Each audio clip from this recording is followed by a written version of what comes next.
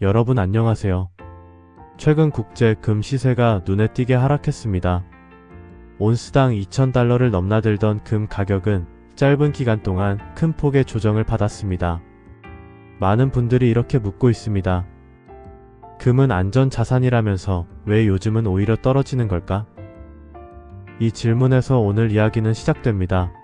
최근 금 가격 하락의 이유는 하나가 아닌 여러 가지 변화가 동시에 겹쳤습니다.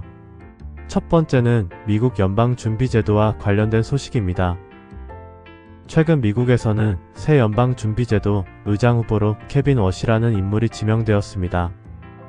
그는 과거부터 통화 긴축에 비교적 강경한 입장을 보여온 이른바 매파적 성향의 인물로 평가받아 왔습니다. 이 소식이 전해지자 시장은 이렇게 해석하기 시작했습니다. 금리는 쉽게 낮아지지 않을 것이다. 오히려 높은 금리가 더 오래 유지될 가능성이 크다. 금은 이자를 주지 않는 자산입니다. 금리가 높게 유지될수록 금의 상대적 매력은 자연스럽게 줄어들게 됩니다. 이것이 최근 금 가격 하락의 첫 번째 이유입니다. 두 번째 이유는 달러의 강세입니다. 금은 달러로 거래됩니다. 달러 가치가 오르면 같은 금이라도 더 비싸게 느껴집니다. 최근 달러 인덱스는 100을 넘어 104에서 106 수준까지 상승했습니다. 달러가 강해질수록 금 가격에는 하락 압력이 가해집니다. 실제로 강달러 흐름이 나타난 직후 금 시장에서는 매도 물량이 빠르게 늘어났다는 분석도 나왔습니다. 세 번째 이유는 차익 실현입니다. 금 가격은 지난 몇 년 동안 여러 차례 사상 최고치를 기록했습니다. 가격이 빠르게 오른 뒤에는 언제나 같은 현상이 나타납니다. 이익을 확정하려는 매도 물량이 늘어나는 것입니다. 기술적 분석으로 보더라도 금 시장은 한동안 과열 구간에 들어가 있었고, 이런 구간에서는 작은 악재에도 가격이 크게 흔들릴 가능성이 높아집니다. 네 번째 이유는 투자자들의 위험 선호가 회복되었다는 점입니다. 주식시장이 반등하고 경기 침체에 대한 우려가 다소 완화되면서 자금은 다시 위험 자산으로 이동하기 시작했습니다. 불안할 때 몰렸던 안전자산 자금이 다시 시장으로 돌아간 것입니다. 이 네 가지 요인이 겹치면서 최근 금 가격은 뚜렷한 조정을 받게 되었습니다. 그러나 이 하락은 금의 역할이 끝났다는 의미는 아닙니다. 오히려 이것은 금이 언제나 오르는 자산이 아니라 환경에 따라 움직이는 자산이라는 사실을 보여줍니다. 불안이 커질 때 강해지고 불안이 줄어들면 약해지는 자산, 그것이 바로 금이라는 자산의 본질입니다. 혹시 이런 말을 들어보신 적 있으신가요? 모든 화폐는 결국 종이 조각이 되지만 금은 남는다. 이 말은 비유가 아닙니다. 인류가 수천 년 동안 반복해서 경험해온 역사 그 자체입니다. 기원전 3000년 고대 이집트에서는 금을 신의 살이라고 불렀습니다. 왕의 무덤에는 금이 가득 들어있었고 그것은 단순한 장식이 아니라 영원성을 상징하는 물질이었습니다. 로마 제국 역시 금화를 중심으로 경제를 운영했습니다. 제국이 무너질 때, 화폐가 흔들릴 때, 사람들은 언제나 금으로 피신했습니다. 20세기에도 마찬가지였습니다.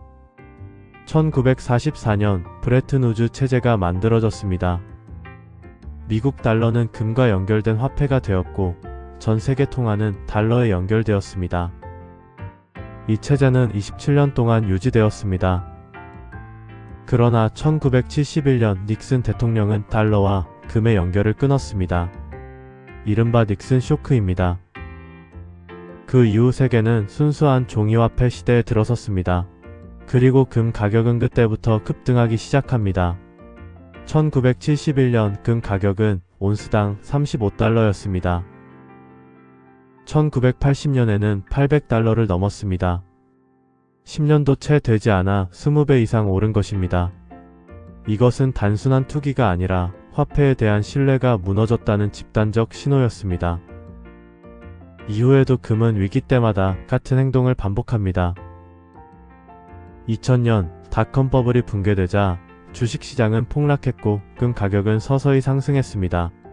2008년 세계 금융위기 때 금 가격은 800달러에서 1900달러까지 올라갔습니다. 2020년 팬데믹이 시작되자 전 세계 중앙은행은 엄청난 양의 돈을 풀었습니다. 미국의 통화량은 불과 2년 만에 40% 이상 증가했습니다. 그 결과 금 가격은 사상 최고치를 기록했습니다. 이 패턴은 우연이 아닙니다. 위기, 돈을 찍는다, 화폐 가치 하락, 금 상승. 이 공식이 계속 반복되고 있는 것입니다. 그렇다면 앞으로 10년은 어떨까요?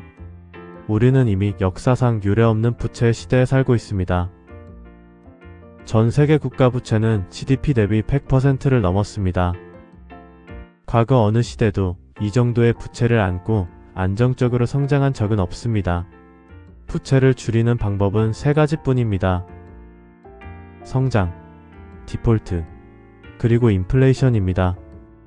정치적으로 가장 쉬운 선택은 인플레이션입니다.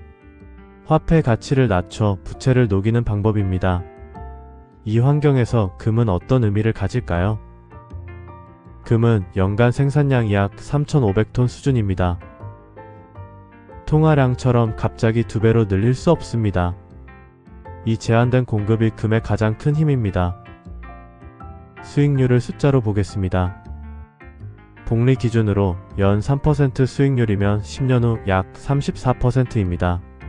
연 5%라면 약 63%입니다. 연 8%라면 약 116%입니다. 이 수치는 주식만큼 화려하지는 않지만 자산을 지키는 데에는 충분한 힘을 가집니다. 금은 공격 무기가 아니라 방패이기 때문입니다. 마지막으로 우리는 질문해야 합니다. 우리는 무엇을 믿고 자산을 맡길 것인가?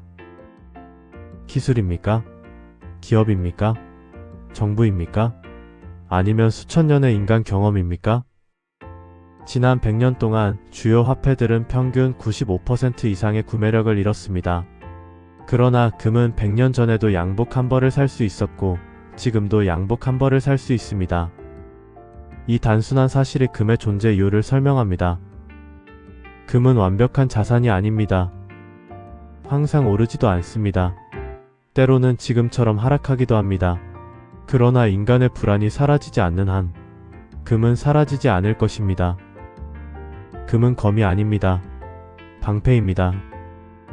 공격하는 자산이 아니라 지키는 자산입니다. 오늘 여러분의 자산을 한 번쯤 돌아보는 시간이 되었으면 합니다. 우리는 무엇을 믿고 있는가? 그리고 그 믿음은 역사와 숫자로 증명되고 있는가? 오늘 준비한 내용은 여기까지입니다. 영상이 마음에 드셨다면 구독과 좋아요 부탁드립니다. 감사합니다.